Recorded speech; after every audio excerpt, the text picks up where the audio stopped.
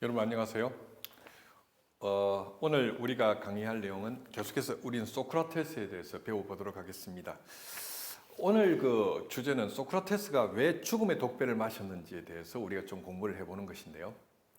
그것에 대해서 좀 논의를 해보도록 하겠습니다. 지난 시간에도 말씀드렸다시피 소피스트들의 상대주의는 폴리스 시민들에게 진리에 대한 열정을 빼앗아 갔으며 시민들을 우매하게 만들었습니다. 왜냐하면 맞은 맞고 아닌 말고식의 논리를 구사했기 때문에 맞은 맞고 아닌 말고라는 그러한 입장에 섰을 때 누가 그 진리에 대한 열정을 가지겠습니까? 진리라는 것도 맞은 맞고 아닌 말고인 것이고요. 그 다음에 사람마다 그죠 10인 10색 100인 100색의 진리가 존재한다는 거 아닙니까? 프로타고라스에 따르면 인간 개인은 만물을 재는 척도잖아요. 인간마다 그런 기준이 다르고 관점이 다르니까 그죠?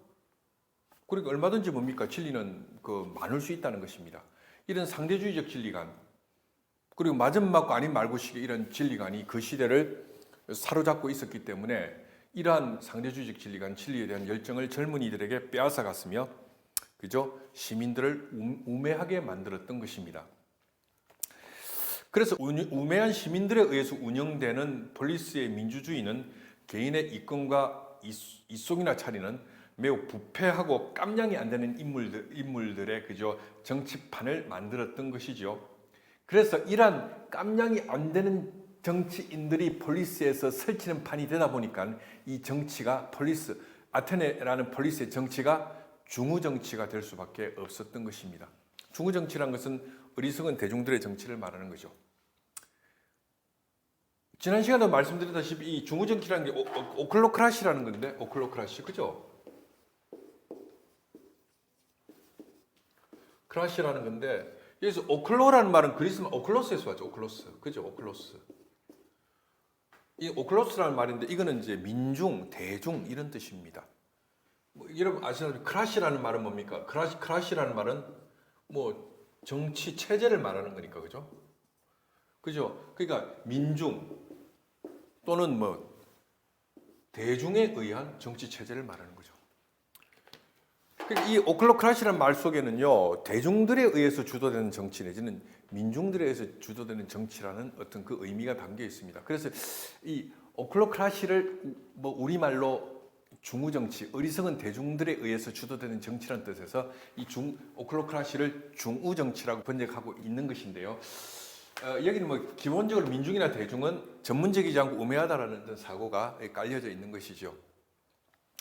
예를 들면 이제 그 마가복음의 그 신약 성경 마가복음에 보면은 마가복음에서 예수를 따라다니던 무리들을 그죠? 마가는 오클로스라 그러죠. 오클로스라 그러는데 이게 이제 우리말로 민중이라고 그럽니다. 과거에 한국에 이제 한국신학대학에서 신약학을 가르쳤고 독일 하이델베르크 대학에서 그죠? 학위를 받고 들어와서 한국신학대학에서 신약학을 가르쳤던 안병무 선생이 이제 마가복음을 해설할 때 이 오클로스라는 이 단어에 집중을 하죠. 물론 안병무 선생이 생각하는 오클로스라는 이 민중이라는 것은 우매하고 어리석은 민중이 아니죠. 그죠? 예수의 뜻을 쫓으려는 민중이고 예수가 그죠? 사랑하고 아꼈던 그죠? 사람들이 민중이죠. 이 민중들이 예수를 쫓았고 예수의 뜻을 쫓아서 살려고 했던 사람들입니다. 그래서 이제 사실은 마가복음에서는 이 민중이라는 것이 그죠? 굉장히 의미심장하고 진실로 예수의 뜻을 쫓아서 살려는 사람들로 등장하지만 고대 그리스사에서 아테네에서 이 오클로스라는 것은 어떤 의미가 있었는가 하면 어리석은 대중을 의미하는 뜻으로 사용되었던 것입니다. 그래서 이런 어리석은 대중에 의한 정치, 요즘 이제 요런 것을 이제 이야기하는 말로 흔히를 정치하게 쓰는 용어가 포퓰리즘 이런 말도 쓰지 않습니까? 포퓰리즘. 그 정치가의 정책은 너무 포퓰리즘이다 이런 말 쓰지 않습니까? 포퓰리즘. 여러분 그러나 사실 여러분 곰곰이 생각해보면 민주주의라는 것은 뭡니까? 국민이 그저 주권인 정치 체제가 민주주의 아닙니까? 그죠? 군주 체제라는 것은 군주에게 주권이 있는 체제가 군주 체제라면은 민주주의라는 것은 국민에게 주권이 있는 체제, 즉 국민이 군주인 체제 아니겠습니까? 그런 의미에서 무조건 이 오클로크라시나 있던 포퓰리즘을 나쁘게만 말할 수는 없는데 어쨌든 소크라테스가 활동하던 시대의 아테네에서의 이 오클로크라시, 이 중우정치라는 것은 바로 소피스트들에 의해서 조장된 정치죠. 이러한 정치적 암흑기에 절대적 진리를 향한 열정과 헌신을 설파하는 소크라테스라는 절세의 농객이 그저 등장했다는 것은 그 당시 당대의 폴리스의 의식 있는 지식인들과 젊은이들을 매료시키기에 충분한 사태고 사건이었던 것이죠. 소크라테스는 대화법을 통하여 자신의 논적인 소피스트들을 차례로 논파해 나갔던 것입니다. 이것을 지켜보았던 폴리스의 젊은이들 그리고 지식인들은 폴리스를 상대주의 철학과 중의정치로부터 구해줄 그저 새로운 슈퍼스타의 등장에 열광했던 것입니다. 그리고 수많은 젊은이들이 그에게 배우기 위하여 그저 물밀듯이 그저 그의 제자가 되기 위하여 소크라테스에게 몰려왔던 것이죠. 그리고 그 수많은 젊은이들 틈바구니에 플라톤도 그저 그 틈바구니에 자리 잡고 있었던 것입니다. 그러니까 이제 이 소크라테스는 소피스트들처럼 잘난 척하지 않았고 모르면서 아는 척하지 않았습니다. 여러분 그 사람들 중에는요 모르면서 지나치게 아는 척하는 사람들이 있습니다. 이런 사람들하고 대화를 해보면요 자기가 전문적이지 않고 그 분야에 대해서 비전문성을 갖고 있는데도요 자기 떠든다고 여념이 없어요. 그리고 전문가의 말을 귀담아 듣지 않습니다. 어떤 주제에 대해서 조회가 있는 사람들의 말을 귀담아 듣지 않고요 자기가 갖고 있는 생각만 갖고요 다 아는 것처럼 떠들고요 전문가들이 말할 수 있는 여유와 시간을 안 주는 사람들이 있죠.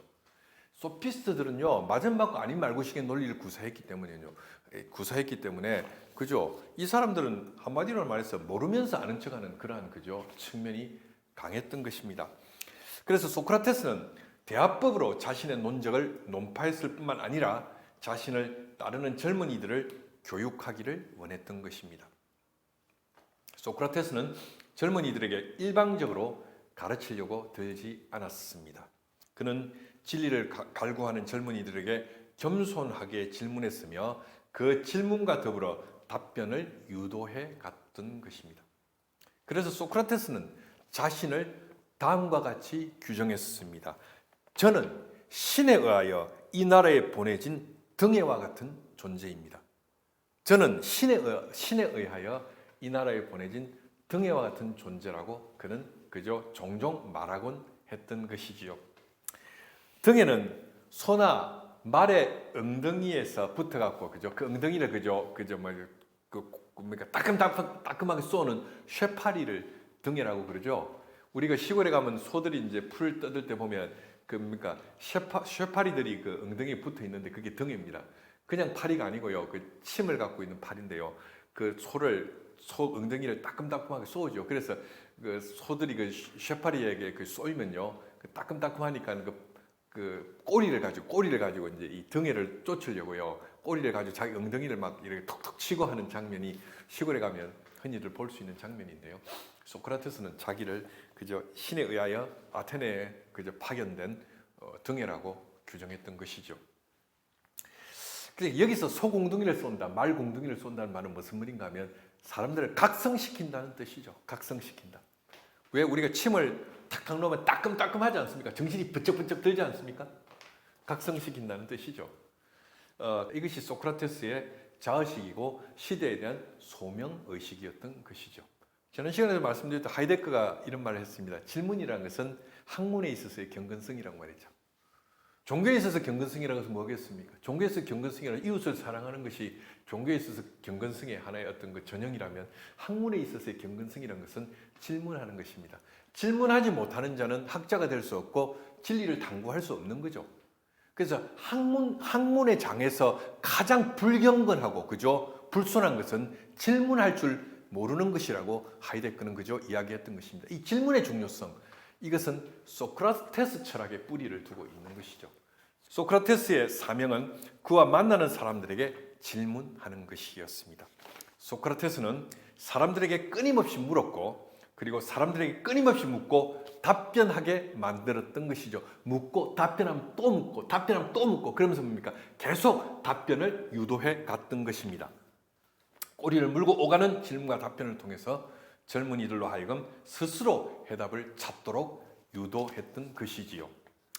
이렇게 대화, 즉 연속되는 질문과 답변을 통하여 해답을 찾아내는 대화의 기술을 마치 산파가 산모의 산통을 통해서 아기를 유도해서 분만시키는 기술을 연상시킨다는 뜻에서 소크라테스의 이 대화법을 산파술이라고 불렀던 거죠. 소크라테스의 산파술이라는 것은 무슨 말인가 대화를 통해서 끊임없이 질문을 통해서 답변을 유도하고 또 그 답변에 이어서 끊임없이 질문을 해서 그죠. 궁극적으로 뭡니까? 대화의 상대인 상대방이 진리에까지 도달하는 답변을 할 때까지 질문을 유도해 가서 진리를 그죠. 뭡니까? 분만시킨다는 뜻에서 그의 대화법을 산파술. 산파가 마치 상고의 어려움을 겪는 그죠. 산모를 잘 케어해서 옥동자를 탄생시키는 것에 해당된다고 해서 이 대화법을 그죠. 산파술이라고도 부르는 것입니다. 여러분, 나는 신에 의해서 이 국가에 파견되어진 등해와 같은 존재라는 이 소크라테스의 자기 소명과 자의식을 여러분이 들었을 때 여러분은 어떤 생각이 드십니까? 여러분들은 어떤 자의식을 갖고 계시나요? 혹시 여러분들은 각자에게 어떤 보카치오, 소명, 그죠? 보카치오, 라틴 말로 소명을 보카치오라고 하는데 보카치오라는 것은 영어로 calling이죠, calling, 부르심, 그죠? 소명. 신에 의해서 내가 왜 이 세상에 그죠 오게 되었는지에 대한 그런 혹시 목적 의식을 갖고 있으신가요? 여러분 그런 생각을 갖고 있습니까? 물론 근대에 들어와서 말입니다. 사물에 있어서 뭡니까?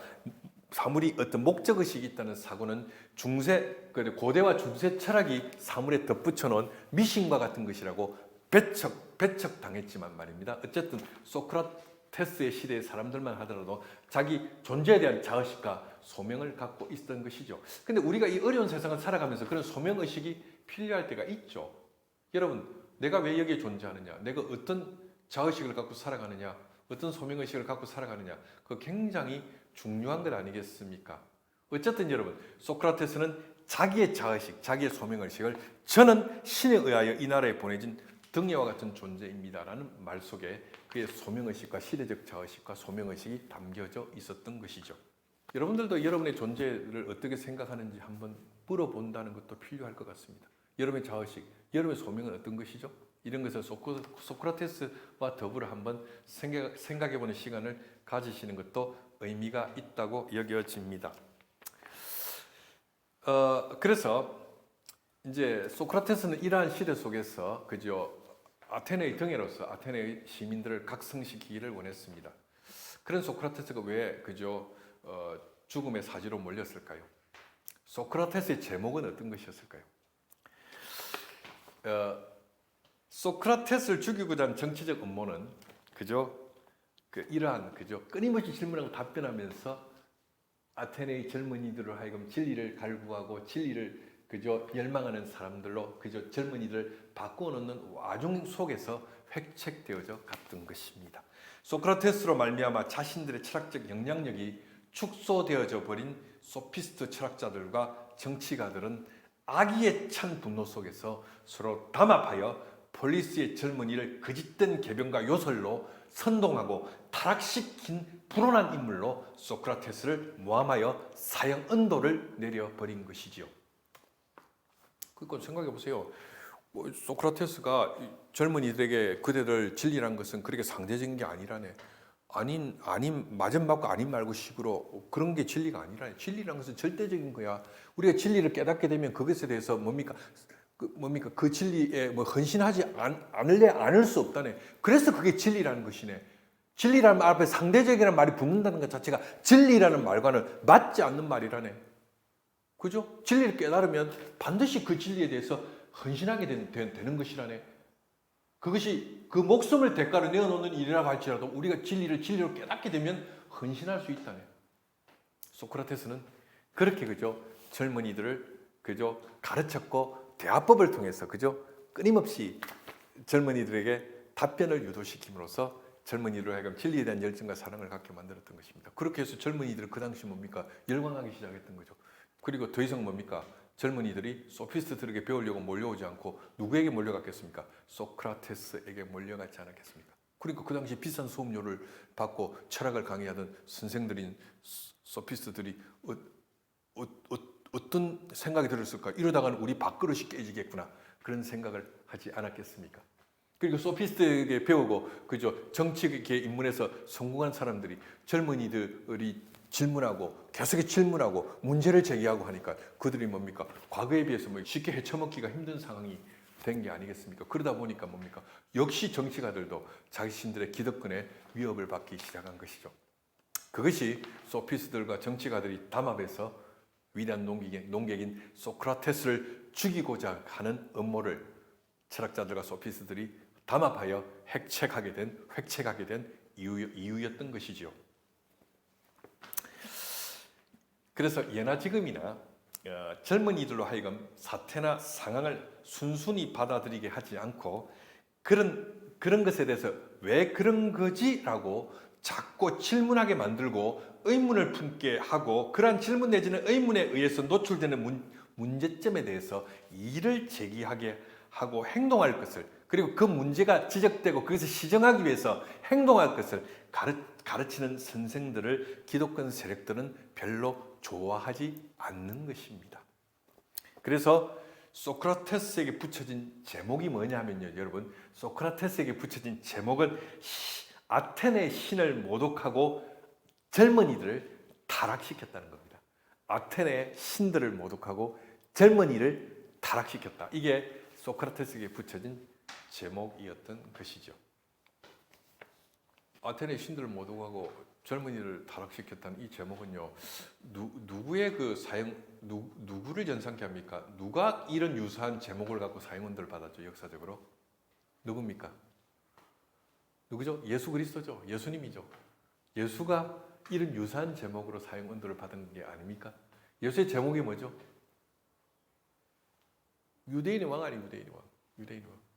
유대인의 왕 아니. 그리고 뭡니까? 네가 하나님의 아들이라고 말했다는 거예요. 참남하다는 거예요. 그 당시 제사장과 바리새인과 서기관과 그죠? 그 사람들이 고위성직자들이 볼 때는 예수가 뭡니까? 스스로 하나님의 아들이라고 말함으로 참남하다는 거예요. 참남하다는 것은 신을 모독했다는 거 아닙니까? 두 번째 유대인의 왕이라는 제목이죠. 그건 뭡니까? 정치적으로 뭡니까? 그죠? 정치적으로 그 시대의 젊은이들을 선동했다는 거 아니에요. 그를 따르는 무리들을 선동했다는 거 아닙니까? 그 당시 유대인의 왕이 누굽니까? 로마 황제죠. 로마 황제가 유대인의 왕 아닙니까? 근데 예수는 뭡니까? 스스로 유대인의 왕이라고 했다는 그 제목을 그들이 붙인 것 아닙니까? 그래서 신을 모독하고, 그죠? 그 시대의 젊은이들을 선동하고 타락시켰다는 이런 소크라테스의 제목과 예수의 제목이 아주 유사하죠. 어쨌든 역사적으로 위대했던 두 인물은 그죠? 유사한 제목을 가지고 한 사람은 죽음의 독배를 마시고 죽었고 한 사람은 십자가에 그죠?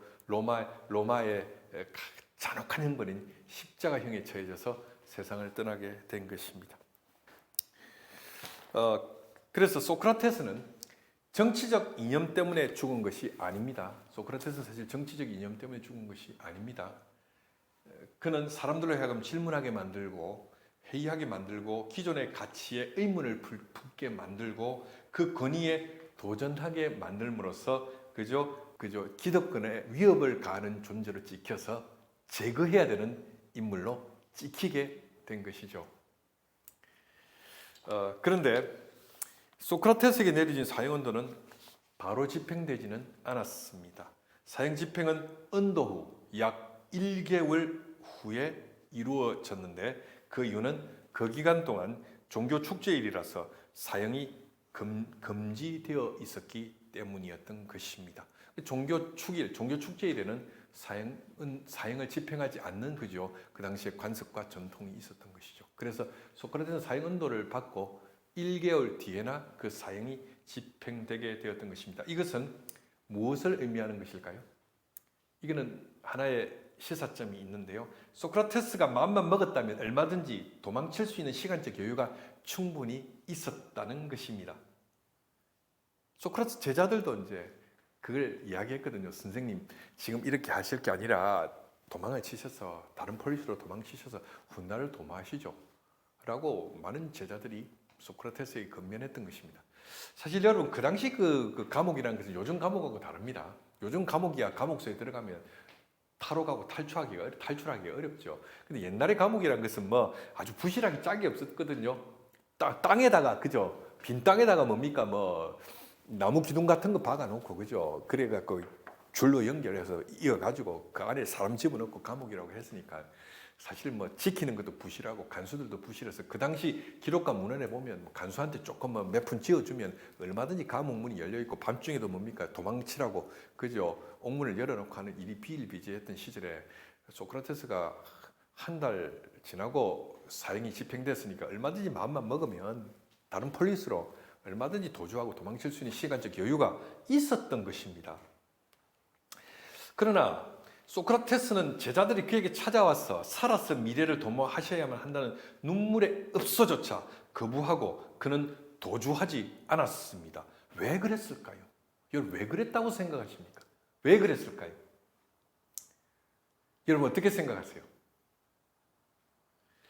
절대적 진리에 대한 믿음과 신념 그리고 그 진리에 대한 탐구와 헌신을 가르쳤던 그가 죽음이 두려워 도망을 친다면 진리는 상대적이라는 소피스트들의 진리관을 인정하는 꼴이 되고 말 것이고 자신이 설파했던 절대적 진리관은 소피스트들의 조롱거리가 되고 말 것이기 때문에 그렇게 한 게 아닐까요? 소크라테스의 사형을 질질 끌었던 이유도 뭐겠습니까? 도망치기를 바라는 의도가 있었지 않았을까요? 그 소크라테스가 그래서 도망쳐 보십시오. 어떻게 하겠습니까? 자, 봐라 너희들. 너희들의 선생이란 작자가 절대적 진리가 있고 이 절대적 진리를 깨달았을 때는 언제나 그것에 헌신해야 되고 그죠? 그것이 수록 목숨을 대가로 지불하는 일이라고 할지라도 절대적 진리에 헌신해야 된다고 가르쳤던 그 작자가 봐라. 지 목숨이 걸리니까 도망치잖아. 절대적 진리가 어디 있니? 목숨 앞에서 모든 게 상대적인 거야. 라고 이야기하면서 자신들의 상대적 진리 간의 정당성을 강변할 수 있는 기회로 그들이 삼으려고 했기에 소크라테스의 사형을 그저 차일피일 미루면서 종교적 축제 기간이라고 차일피일 미루면서 그의 그저 사형을 집행하지 않은 게 아닐까요? 어쨌든 소크라테스는 도망칠 수 있는 기회가 많았음에도 불구하고 결코 도망치지 않았던 것입니다.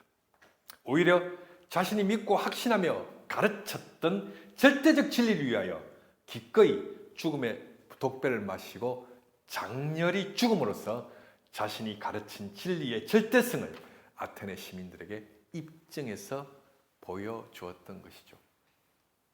여러분 그 테스의 그저 기소당하고 재판당하는 그리고 죽음에 이르는 모든 과정을 기록한 플라톤의 책이 아폴로기아 아닙니까? 변증이라는 책이죠.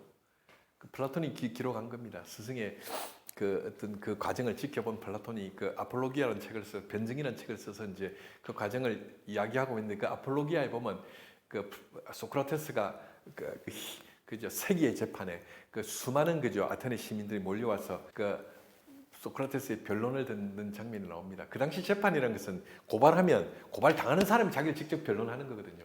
그 시대의 철학자 소크라테스가 그 수많은 아테네 시민들이 지켜보는 가운데서 자기의 자기가 변론하는 장면이 나오는데 거기에 보면요 소크라테스가 살고자 자기를 전혀 변론하고 있지 않음을 발견하게 됩니다. 그 삶과 죽음에 연연하지 않고 있는 모습을 발견하죠. 그러면 그 수많은 아테네 시민들이 아고라에 모였을 때 소크라테스가 그 사람들에게 했던 연설은 내가 무죄고 나는 그저 죽음의 독배를 마실 하등의 이유가 없고 내가 사형 언도당할 이유가 하나도 없다는 자신의 정당성을 변론하고 변증한 게 아니고요. 야, 기회다. 이 아테네 사람들이 이렇게 많이 모였으니 이 사람들에게 절대적 진리가 존재하고 있으며 우리가 진리에 대해서 헌신해야 된다는 사실을 이들에게 알려야 되겠다는 그러한 뭡니까? 자기의 소명, 아테네 등에로서의 소명을 마지막까지 감당하기 위하여 그 수많은 사람들에게 진리에 대한 열정과 헌신을 그저 그들에게 말하고 강변하고 연설하고 설교했던 것이죠. 그 자기가 살기 위하여 변론하는 자리에서 그것을 뭡니까?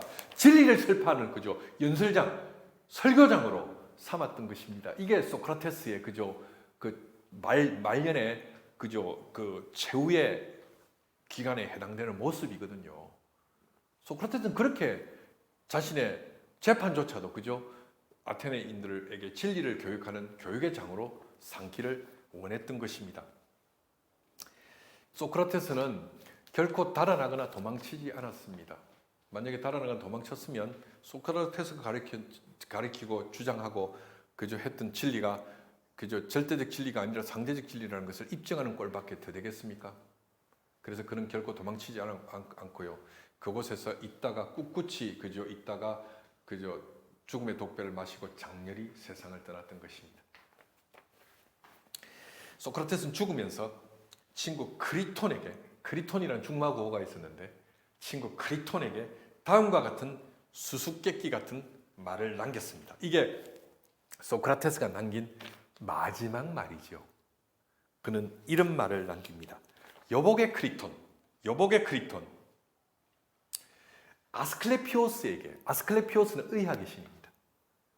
그러니까 여복의 크리톤, 아스클레피오스에게 닭 한 마리를 빚졌다네. 자네가 기억했다가 대신 갚아주게라. 이게 소크라테스가 남긴 마지막 말입니다. 소크라테스의 마지막 유언입니다. 여러분, 이 아스클레피오스에게 닭 한 마리를 빚졌으니 대신 갚아달라는 이 말은 도대체 무슨 뜻일까요? 무슨 의미였을까요? 소크라테스가 이 말을 하고 세상을 떠났지만 이 말의 의미를 이야기하고 죽지는 않았으니까 무슨 말이었는지에 대해서 우리는 알 길이 없습니다. 설명을 안 하고 죽었으니까. 그러니까 여러분 무슨 의미였을까? 이건 우리가 이제 상상의 나래를 펴서 좀 생각해 볼 필요가 있는 것이죠. 왜 이런 말을 했을까요? 자, 이 부분에 대해서 저도 왜 그런 말을 했는지 잘 모르겠습니다. 어쨌든 이러한 수수께끼 같은 말을 남기고 소크라테스는 그저 세상을 떠나게 된 거죠. 그럼 진리는 절대적이고 그 절대적 진리를 알았을 때 우리는 진리에 헌신해야만 하고 헌신하지 않을 수 없고, 그죠? 죽음을 대가로 지불해야 된다 할지라도 절대적 진리에 대하여 헌신해야만 한다고 가르쳤던 그 스승은 그렇게 세상을 떠나게 된 것입니다. 그래서 오늘 우리는 소크라테스가 왜 죽음의 독배를 마시고 죽었는가? 그죠? 소크라테스가 죽음의 독배를 마시고 죽으니 얼마든지 살 수 있었음에도 불구하고, 그죠? 자신의 재판과 변론 과정에서, 그죠? 자신을 변증하지 않고 마지막으로 진리를 설파하고 왜 죽음의 독배를 마셨는가에 대해서 살펴보았습니다. 예, 여러분, 오늘 강의는 여기까지입니다. 여러분 재미있게 들으셨나요? 여러분 이 강의를 들으시면서 꼭 뭡니까? 좋아요, 구독, 알림 설정 꼭 해주세요. 예, 여러분 꼭 해주시기 바랍니다. 예, 그런 것들이 저에게 뭡니까? 계속해서 강의를 이어나갈 수 있는 많은 격려와 힘이 되니까 꼭 여러분 좋아요, 구독, 알림 설정 부탁드립니다. 이 강의는 모든 시청자들이 철학자가 되는 그 시간까지 계속될 것입니다. 여러분 강의를 들어주셔서 감사합니다. 예, 고맙습니다.